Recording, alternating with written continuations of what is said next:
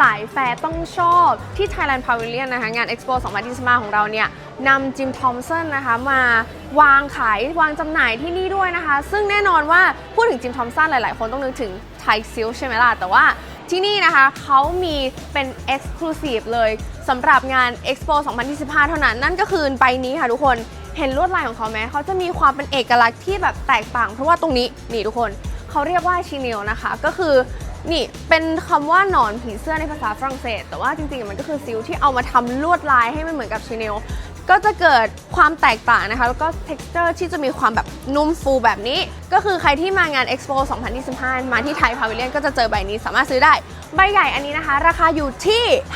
52,300 เยนหรือว่าประมาณ 12,000 นิดๆนะคะแล้วก็ใบเล็กอันนี้จะอยู่ที่ 4,600 เยนนะคะหรือว่าประมาณหมื่นนิดๆเท่านั้นเองนะคะใครสนใจก็มาชมที่จิมทอมสันได้นะคะ Thailand Pavilion ค่ะ